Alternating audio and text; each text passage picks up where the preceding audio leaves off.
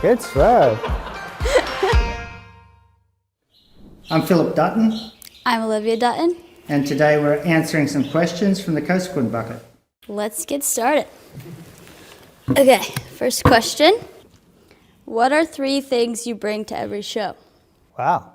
Well, I'd probably bring a lot more than 3 things, but I guess for an event rider, I always have a back protector, air vest, always have a helmet, and I shine my own boots, so I bring my own boots as well. Yeah, you do like to What do that. about you? I'm gonna go with not necessities like helmet and boots and stuff. I'll say snacks. I have like to bring like protein bars or something like that, so I don't go hungry, because I'm grumpy when I'm hungry. Yeah, I've noticed that. Okay.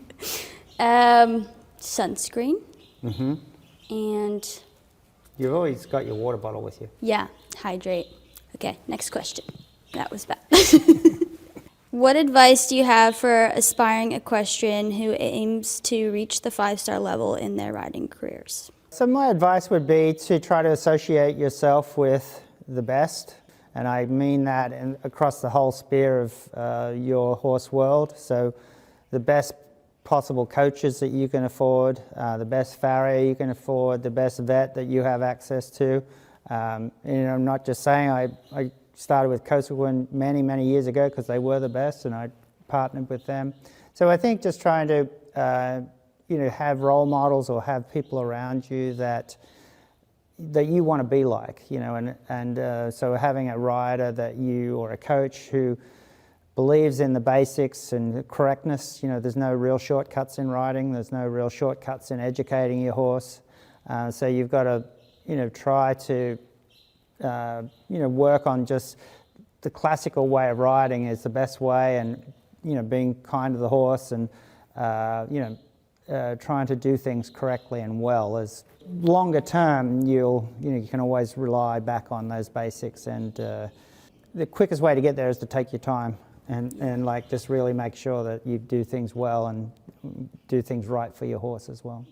Yeah, I was just going to add on to not try and rush to the top and do things correctly. And I know when I was younger, I just wanted to get there as fast as I could.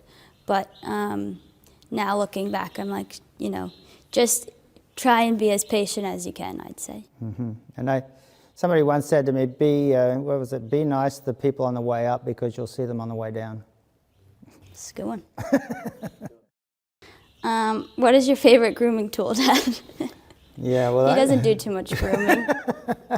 No, I'm not the big groomer. I try to figure out what I'm good at and what I'm not very good at, and grooming is not one of those things. Probably I'm pretty good with the feet because I used to shoe my own horses, so maybe a hoof pick and shoeing gear would be my go-to. My favorite grooming tool would probably be a curry, I'd say. Next. I like that. What do you see for the future of eventing? Well, that is a good question. I'd like to think that there's a big future for it. I think a lot of the sport's got so many different levels, from the basic introductory level, and it is an all-round sport. It's like the triathlon for horses, so you've got to have a good understanding of everything, and there's good lessons in being a horseman and horsemanship. But I would think that in the future that the collapsible cross-country jumps will be probably the standard, and I'm not opposed to that at all. I think that as long as if we can make it safer, I think that's a good thing. I'd like to think that the endurance part of it and the difficulty of cross-country is not going to slow down or dumb down. So I'd like to think that that's still going to be good. So I'd like to envisage that a 5-star winner in 20 years' time is still going to be a great galloping horse. The rider will be, very technically good, and the horse will be brave and fast, and obviously brilliant in dressage and show jumping as well. Just to add on to what my dad was saying about the future of the sport, I hope to see more people get involved as well and in supporting the sport we love so much. And I think, if we can get more spectators and more people involved, that would be great for the future as well. If you weren't a career equestrian, what line of work would you be doing? Yeah, that's a good question because I grew up in a farming family in Australia, and I actually did enjoy that, working on the land, and we had sheep and cattle and dry land cropping, and I'm so glad that I chose this career, but I could see myself being a farmer at one stage, which I'm sure surprises you. I could see it. I think I would want to be a tennis player. I don't know if I'd be good at it, but I think that would be... Yeah, but can I just cut in? That's because you've just watched the documentary series. No, it's not. Like I think you've played 3 games of tennis in your life. Well, it doesn't have to be like, it's just what I would pick to do. Okay. Next question. Okay. What is your favorite thing to do when you're not at the barn? Spend time with my family, and I enjoy all sports. Tennis, basketball, like basically everything that involves competition I'm kind of into. And I like to travel as well. It's a wide range of things that are not related to horses. Which phase of eventing is your favorite? So there's 3 phases to eventing, obviously dressage, cross country and show jumping. The cross country, I've been fortunate enough it comes a little bit easier to me, and it always has. And I've had to work pretty hard at the other 2 phases. But it's actually a combination of the 3 that I think makes it the best sport that you can do on horses, because it is a combination of all 3, and you can't be just good at one phase. So I'll put it back on you. What's your favourite phase? Well, I think I definitely enjoy the cross country the most, the adrenaline that you get from it. And when you're out in cross country, it's just you and your horse, and no one else is right there with you, so it's a pretty special feeling. But honestly, it didn't come naturally to me, I'd say, as it did with my dad. I think show jumping is more of my better phase in riding, but cross country is my favorite. Neither of us have said dressage. Yeah, dressage. Yeah. Oh, this is now relating to that. What is your favorite dressage exercise for suppleness? That depends on each horse. So, but if I had to generalise, I'd say that transitions are a great way to get your horse supple. So moving forward and back, whether it's from one gait, like a trot to canter, a canter to trot, and just getting the horse, which I think is so important, but basic, you want the horse to be thinking forward and wanting to go forward even if they're slowing down. So even if you're going from canter to trot, the horse is wanting to drag you and take you there. So transitions, I would say, are probably the biggest thing that you can do to supple and improve your horse. Mm-hmm. And it's good for all horses of ages too. All horses, yeah. Absolutely. Even the baby horse, even if they're not on the bit, just mixing it up, changing your tempo, going forward and back is going to be educational and helpful to your horse. All right. Who is a better rider, you or your daughter? That's a silly question. Well, my hope is that you're going to be better. I don't think you're experienced enough yet to answer that question, but hopefully one day you will be. Eventually, yes. And I hope I'm still around to see it. Okay. You're not that old. Well, it is going quite slowly at the moment. Okay. Oh, that's what you're hinting at, okay. All right, let's go to the next question. Okay.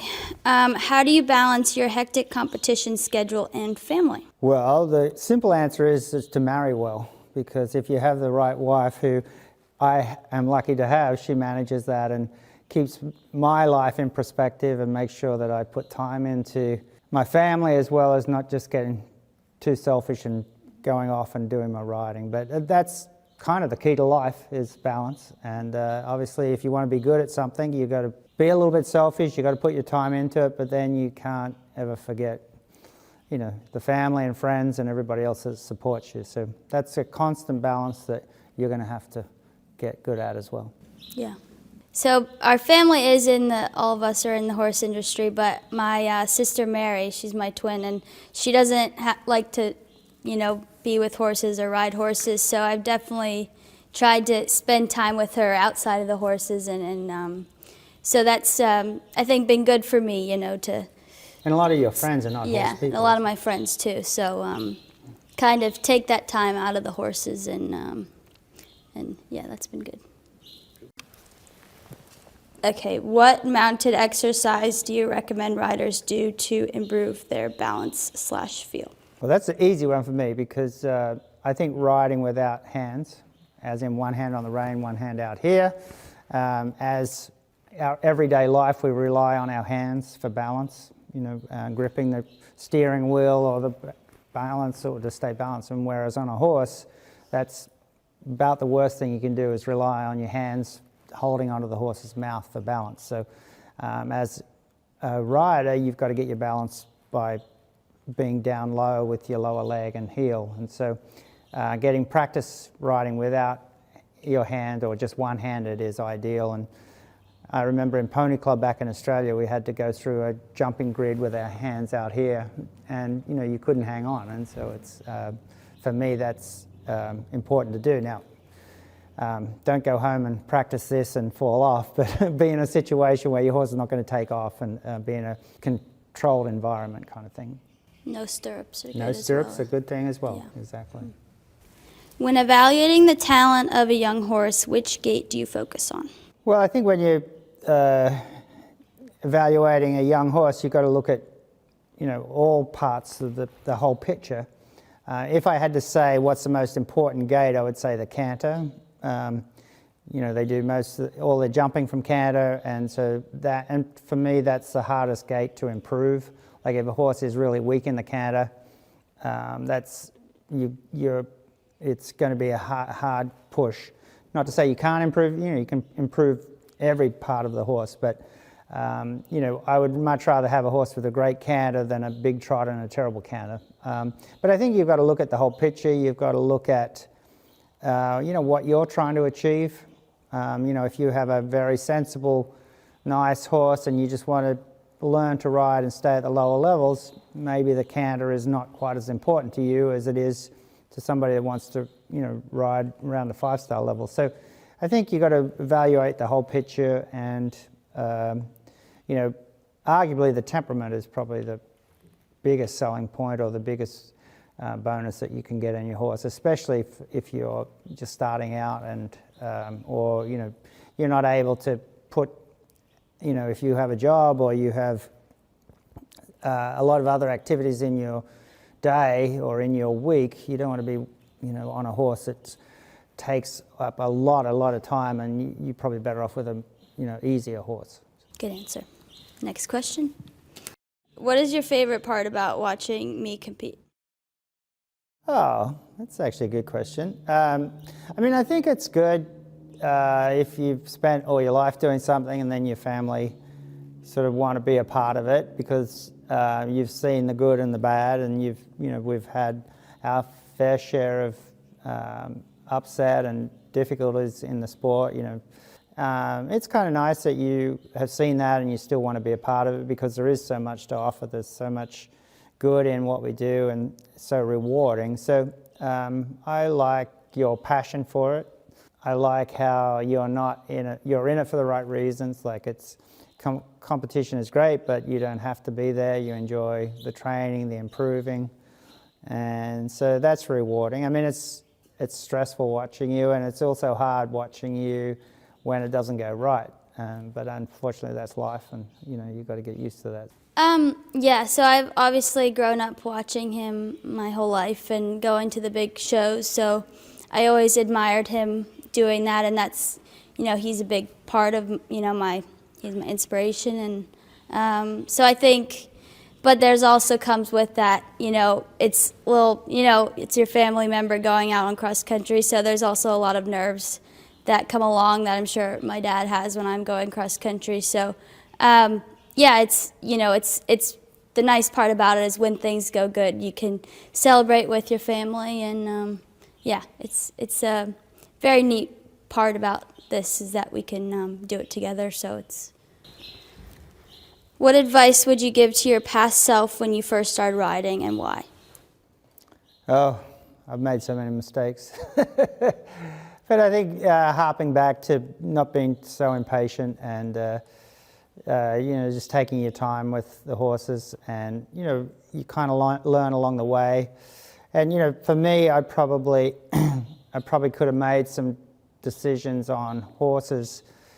Some horses are not, just like people, are not destined or don't have the talent to be to go up the levels, and I probably should recognize that along the way, and I try to do a better job of that along the way now, so that you can find a place that they're going to have a good life and they're going to enjoy it, rather than pushing them harder and further than they need to be. But part of what we do is, I can certainly help you and teach you, but then you've got to learn. A lot of it's got to be from mistakes or learning along the way, and so there's plenty of.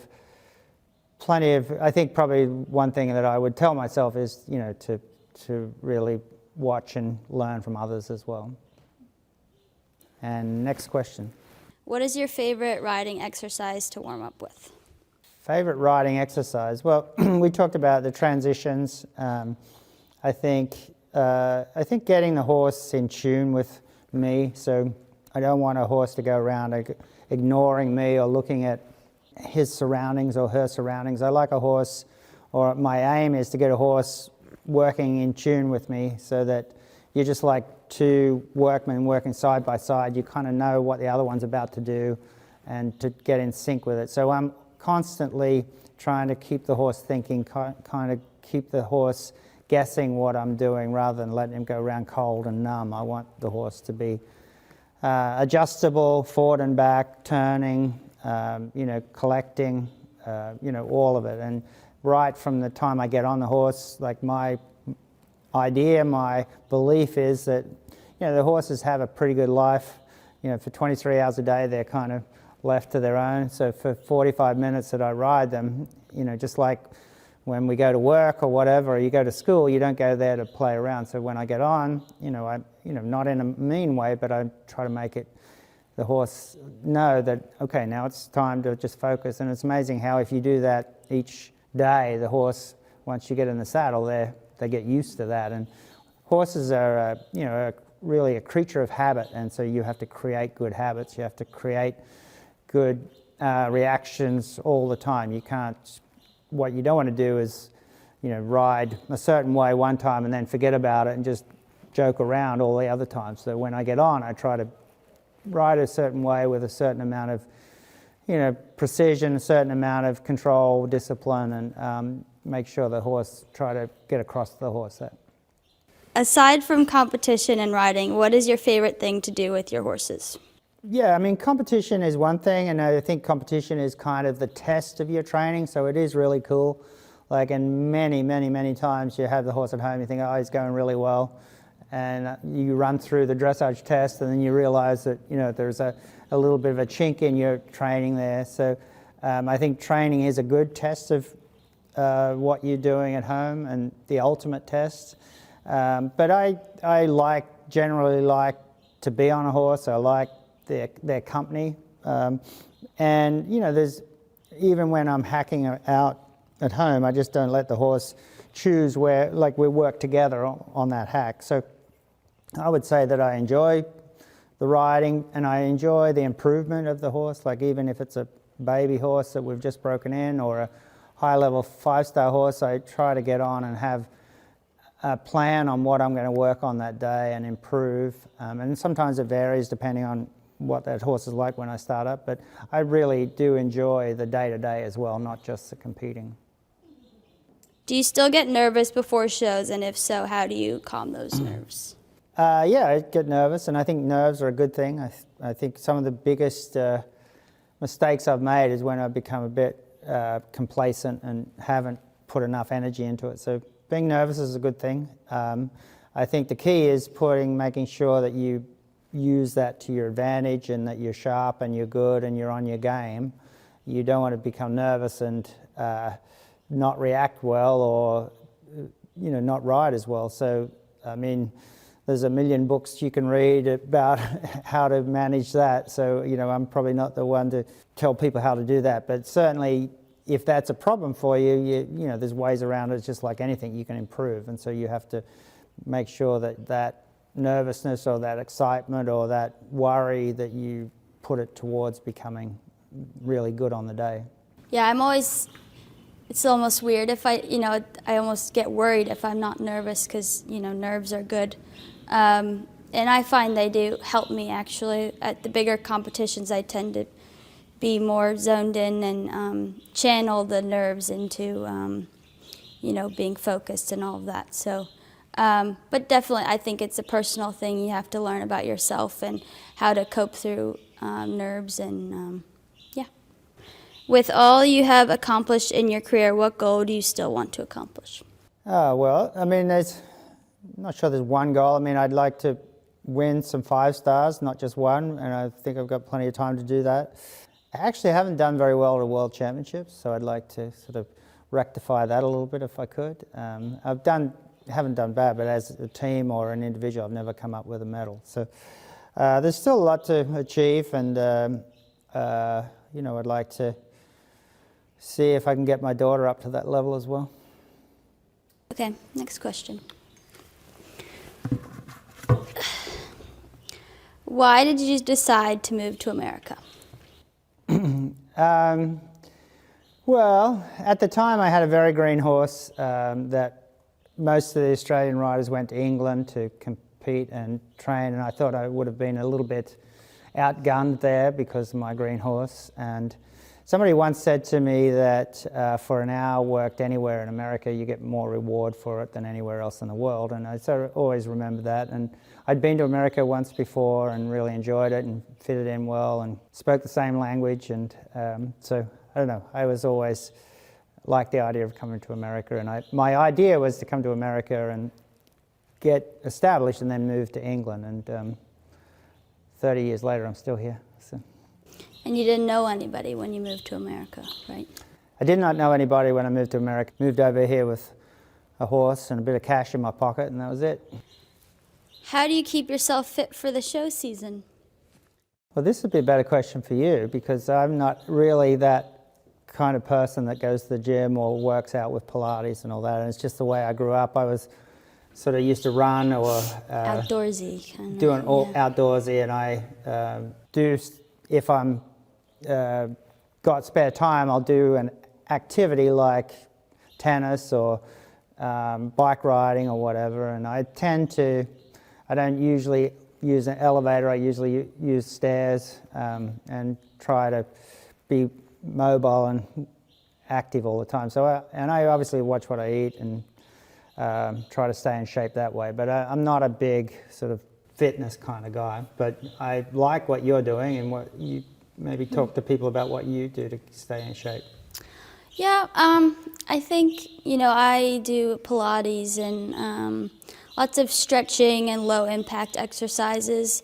I find that if I do a big, you know, run or a big workout, then you don't really want to be sore when you're riding. So I think, you know, that's the lower impact, you know, for me is more beneficial.